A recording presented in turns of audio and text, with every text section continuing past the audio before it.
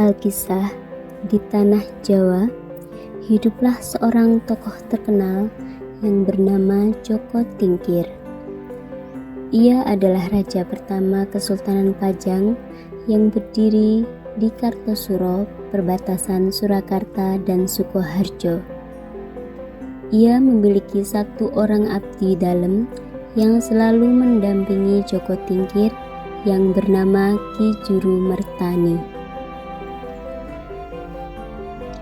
Pada suatu ketika, Ki Juru Mertani mendapatkan tugas dari Joko Tingkir untuk ditempatkan ke Kesultanan Demak Bintoro. Wahai Ki Juru Mertani, kemarilah. Hamba menghadap Baginda. Begini Ki, kemarin saya mendapatkan surat dari Kesultanan Demak Bintoro bahwa Kesultanan Demak meminta kita untuk mengirimkan beberapa orang agar dapat membantu mengatasi kesulitan yang sedang terjadi di sana. Lalu, apa yang harus hamba lakukan, Baginda? Berdasarkan pengalaman dan pengetahuan yang engkau miliki, kuperintahkan engkau untuk bertugas mengatasi permasalahan yang sedang terjadi di Kesultanan Demak Bintoro. Berangkatlah esok hari ketika matahari sudah terbit. Baiklah, Baginda. Berapa lama hamba harus di Kesultanan Demak, Baginda? Aku tidak bisa memastikan berapa lamanya kau harus di sana. Kau bisa kembali ke Pajang jika masalah di sana sudah mereda. Baik, Baginda. Kalau begitu, saya izin undur diri.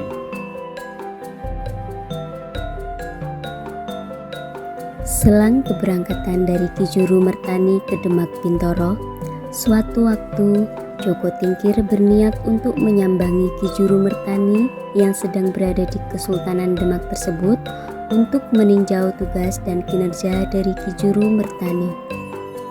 Namun, di tengah perjalanan, Joko Tingkir bersimpangan dengan seorang wanita yang cantik jelita.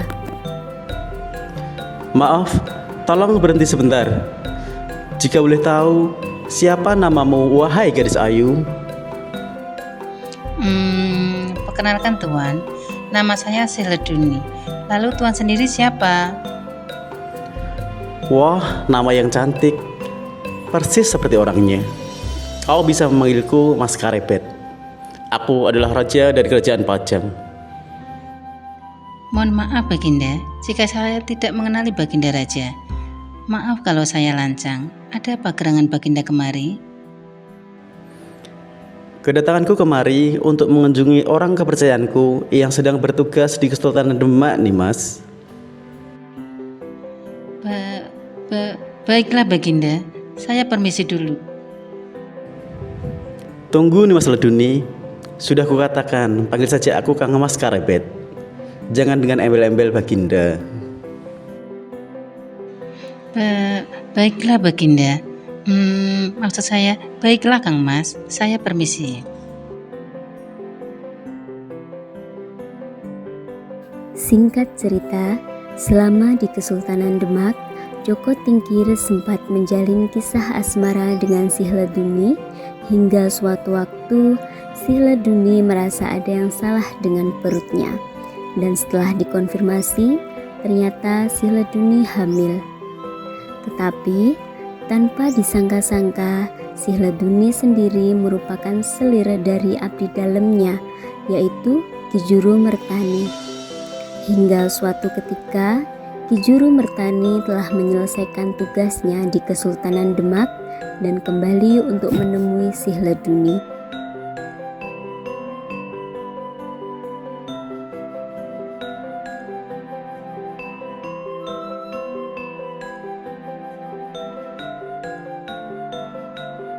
Wahai Nimas Leduni, keluarlah, aku pulang. Kang Mas, sejak kapan Kang Mas tiba? Selamat datang. Bagaimana kabar Kang Mas? Aku baik-baik saja, Nimas. Bagaimana dengan kabarmu? Kabarku baik Kang Mas. Mari kita masuk dulu. Tunggu dulu, Nimas. Ku perhatikan perutmu membesar. apakah kamu sedang hamil? Kang Mas, dengarkan saya dulu. Nimas, apa yang ingin kau jelaskan? Tidak mungkin bayi yang kau kandung itu anakku. Sedangkan aku sudah lama di Kesultanan Demak. Maafkan Kang Mas, maafkan aku.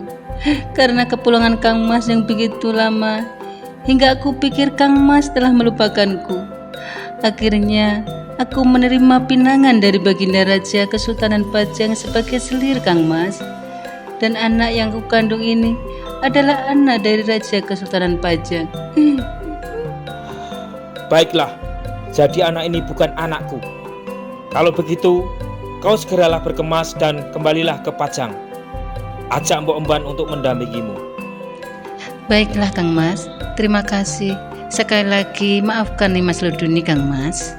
Ya sudah, tidak apa-apa Nimas. Ini juga kesalahanku. Terlalu lama aku melaksanakan tugas hingga melupakan dirimu. Pergilah dan hati-hati di jalan. Akhirnya, si Leduni pergi bersama seorang abdinya.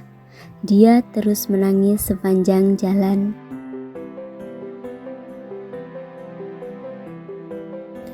Sudahlah Nduk, jangan menangis lagi. Kasihan bayi yang ada dalam kandunganmu. Aku takut nih, aku takut permaisuri Parameswari tidak akan menerima kehadiranku nanti di istana. Sudah, semua sudah terjadi. Nasi sudah menjadi bubur.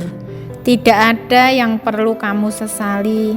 Kita jalani saja kehidupan ini dan merawat anakmu dengan baik.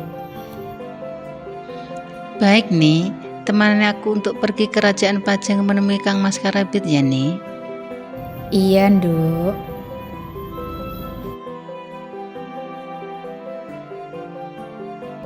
Singkat cerita, tibalah si Leduni dan abdinya di Kerajaan Pajang. Harapan tak seindah harapan. Walaupun kedatangan si Leduni disambut baik oleh Baginda Raja, namun kebalikannya, justru permaisuri Kerajaan Pajang menolak mentah-mentah kedatangannya. Mohon maaf Baginda Raja, hamba lancang datang kemari. Hamba ingin menyatakan bahwa saat ini hamba sedang mengandung anak Baginda Raja. Jadi kamu hamil nih Mas Leduni? Dan yang kau kandung saat ini adalah anakku? Iya Baginda. Apa? Tidak Kanda, Dinda tidak akan menerima dia di kerajaan kita. Maafkan aku Dinda Ratu. Pada kenyataannya Nimas Leduni telah mengandung anakku. Tidak Baginda, pokoknya Dinda tidak mau menerimanya di kerajaan ini Kanda. Jadi untukmu, pergi kau dari sini. Jangan pernah menginjakkan kakimu di kerajaan ini. Tapi Baginda Ratu, bagaimana dengan nasib anak ini? Aku tidak peduli. Pergi kau. Dinda Ratu, cukup. Biarkan aku yang memutuskan. Kau Nimas Leduni, maafkan aku. Kau harus meninggalkan kerajaan Pajang ini. Kau akan kuasingkan di hutan belantara di sisi timur kerajaan. Baiklah Baginda, saya undur diri.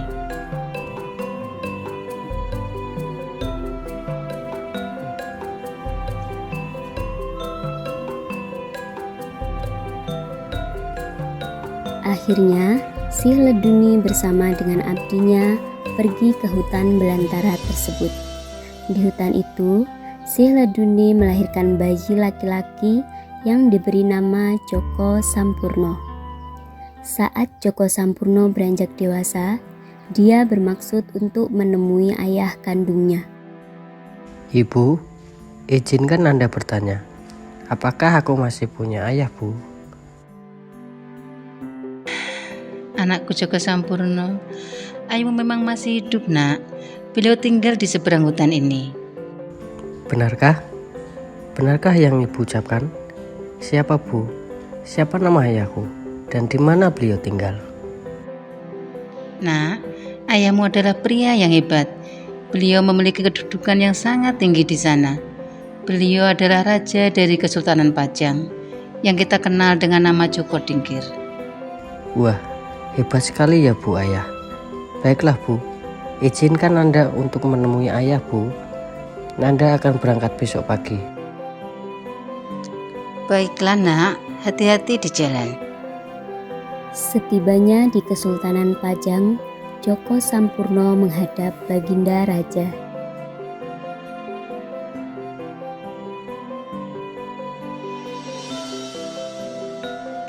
Joko Sampurno menghadap kepada Baginda Raja. Bangunlah. Ada gerangan apa kau menemuiku, wahai Kisanak? Mohon maaf Baginda, ada yang ingin hamba sampaikan kepada Baginda Raja.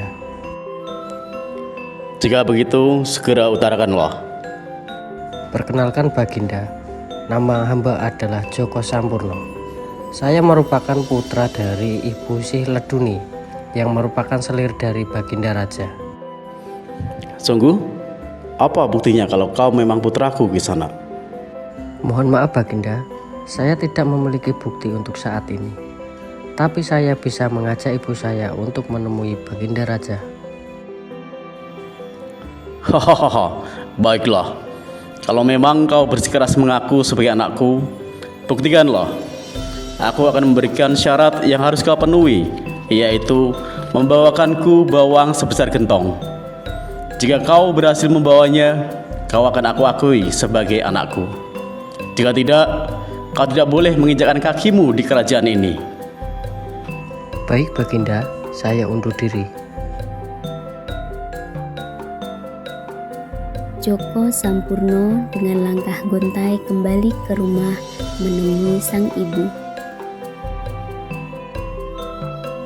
Bu, Ibu, ternyata Baginda Raja menolakku.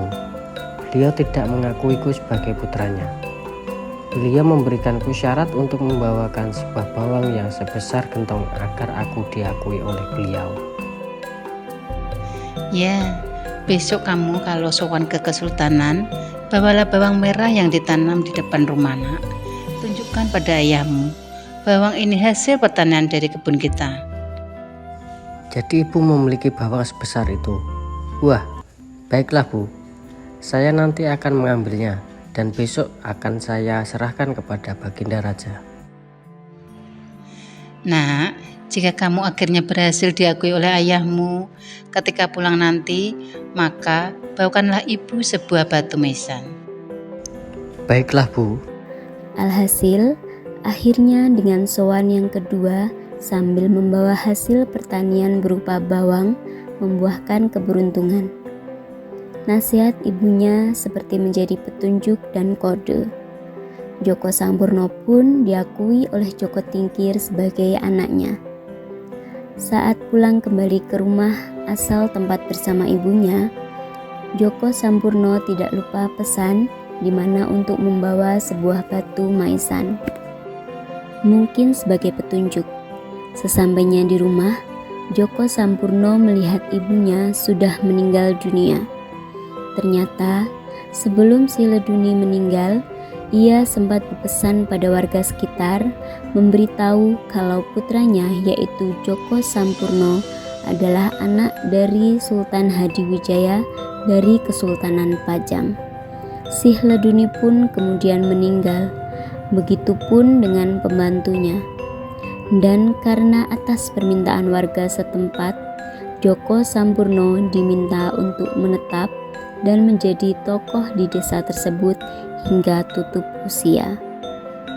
Dengan begitu, makam Sihleduni, Joko Sampurno, dan pembantunya kemudian dimakamkan di tempat yang sekarang bernama Punden Bawang, jadi satu Cungkup.